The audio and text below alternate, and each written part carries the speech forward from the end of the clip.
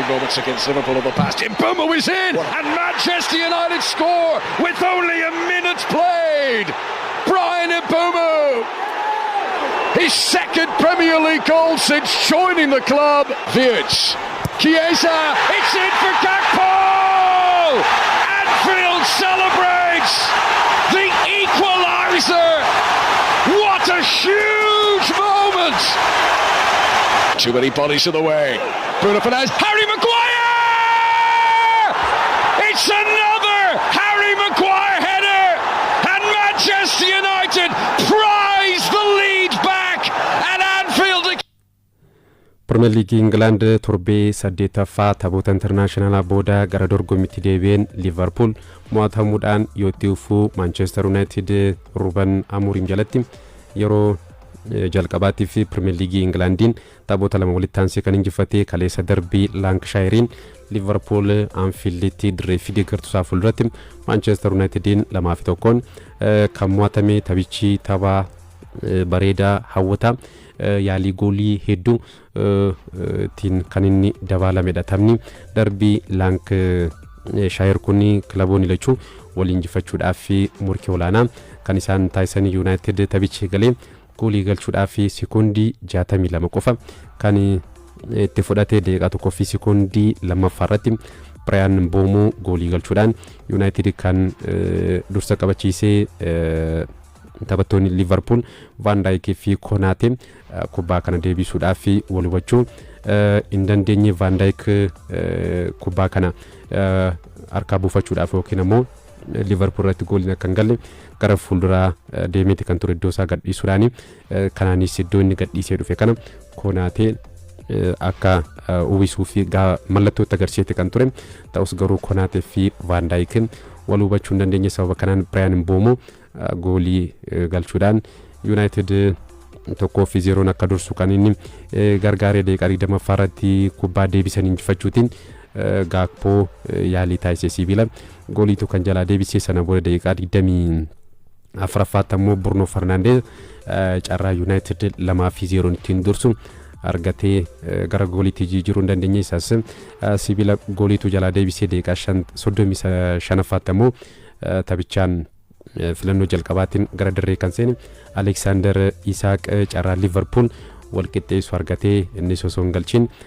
kanaaf koleegaa Manchester United laamansiitu kan jalaa deebisee taphni boqonnaa dura dursummaa Manchester United 1-0 kan xumurame boqonnaa deebii Liverpool gama hundaanuu taphicha kan inni to'atee taphachaati ture Florian Wirtz, Curtis Jones, Hugo Ekitike akkasumas ammoo Federico Chiesa boodarra Frimpong fa erga jijjiiramanii seenanii booda Liverpool dhiibbaa uume taphachaati kan ture daqiiqaa 78ffaatti tapha kaleessaatiin sochii baay'isa mul'isaa kan ture Gakpo goolii galchuudhaan Liverpool gara taphaatti kan deebisee sana booda dhiibbaa uuman irraa ka'uudhaan Liverpool goolii injifannoo ni galchaaf yeroo eegamaa turetti daqiiqaa 84ffaatti Harry Maguire addaan itti buudhaan goolii injifannoo Manchester United galcheen United 2-1 tapha kana kan injifatee gooliin kunis yeroo galu Ibrahima Konate waan irraa eegamu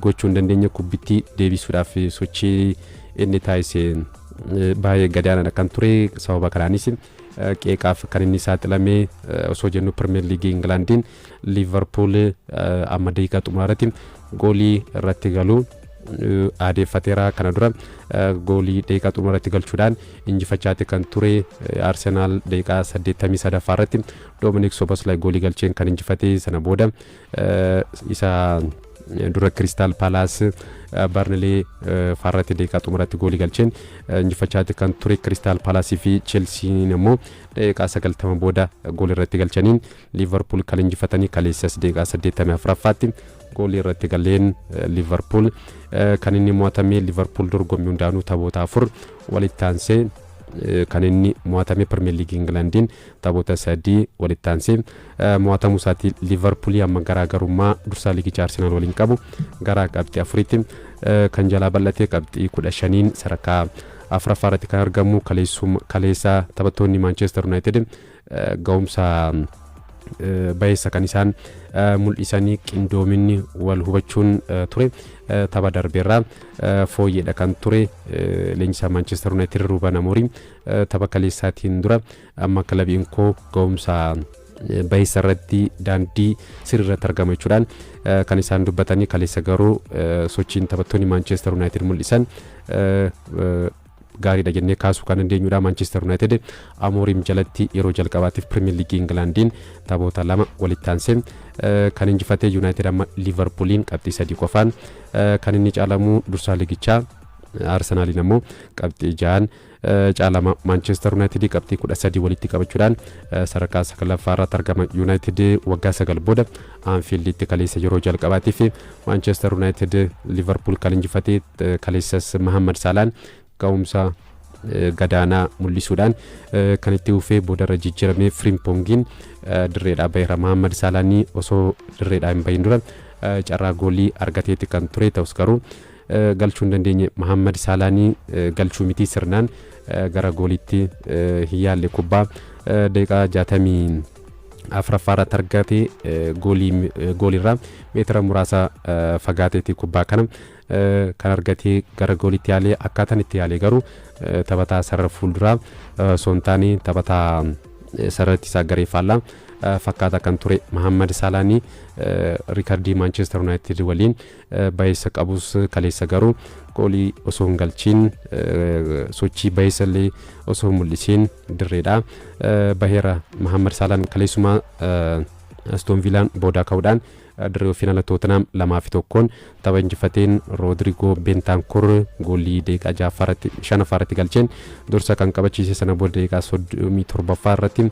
Morgan Rogers boqonnaa deebii 77tti Emi Buendia goolii injifannoo kan Aston Villa galchaniiru. Aston Villaan Premier League Englandiin akkasumas dorgommii birootiin jalqabbiinsaa gadaanaadha kan ture. Goolii galchuuf illee kilaba rakkateedha kan ture. Amma garuu dorgommii hundaanuu taphoota 5 walitti aansee injifachuudhaan gara ga'umsa isaatti deebi'aatiin jira. Aston Villaan sanbata Arsenal, Manchester City, Chelsea morkattoota isaanii injifataniiru. Arsenal sa'aatii muraasaa fi Manchester Cityin dursummaa harkaa fudhateetti kan ture ta'us goolii 1-0 injifachuudhaan gara dursummaatti kan deebi'e daqiiqaa 56 irratti Leandro Trossard rukuttaa rogaarraa goolii galchina Arsenal kan injifate. bara dorgommii kana Arsenal rukuttaa rogaarraa qofa goolii 7ffaa liigichaan kan galchee Manchester United Newcastle Fulham irratti rukuttaa rogaarraa goolii galcheen Arsenal kan injifatee cimina isaa waggoota darban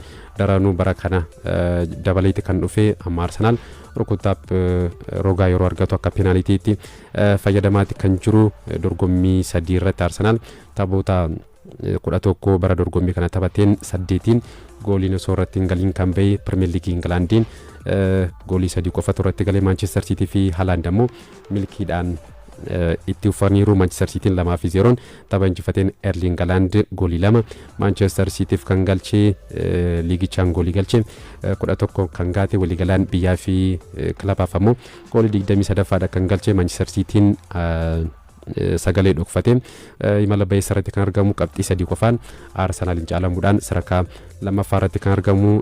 Nottingham Forest dirree isaa irratti Chelseadhaan 3-0 tapha mo'atameen Josh Acheampong, Pedro Neto akkasumas Maurice James goolii injifannoo galchaniiru. tapha kanaanis Malo Gustoon taphataan Chelsea kaardii diimaadhaan dirreedhaa kan bahe. kaardii akeekkachiisaa lamaan Chelsean taphoota 6 darbe keessaa 5 kaardii diimaadhaan taphattoota kan dhabe. sanbatuma taphoota birootiin Brighton 2-1 Newcastle United Sunderland 2-0 Wolves Crystal Palace fi Bournemouth 3 qixayyoo xumuran Burnley 2-0 kan injifatee La Liga Spain kaleessa Real Madrid goolii 1-0 Hetafe tapha injifateen daqiiqaa 80 irratti Kylian Mbappé goolii injifannoo kan Real Madrid galcheera. sanbata Barcelonaan 2-1 kan injifate Girona Pedri fi Ronald Araujo goolii injifannoo galchaniiru. Araujoon daqiiqaa xumuraatti goolii kan galche. Atletico Madrid Thiago Almada goolii galcheen 2-1-0dhaan kan injifate. Serie Atiin kaleessa AC Milan akkasumas Juventus AC Milan injifatu Juventus kan mo'atame AC Milan 2-0 Fiorentina tapha injifateen Rafael Leao taphaa fi penaltiidhaan galcheera Fabregas'n kan leenjii Komoon 2-0 kan injifate Atalantaan Lazio waliin goolii malee Cagliariin 2-0dhaan Bolognaadhaan kan mo'atame Sanbata Torinoon 1-0 Napoli yoo injifatu Romaan Inter Milaanin 1-0 kan mo'atame odeeffannoo kee xumuraatiin ammoo Bundesliga Germaniin darbii dal Klaasikaariin Bayern Munich 2-1 Borussia Dortmund tapha injifateen Harry Kane fi Michael Olise goolii injifannoo galchaniiru kaleessa Freiburg Eintracht Frankfurt waliin goolii tokko qixa kan isaan xumura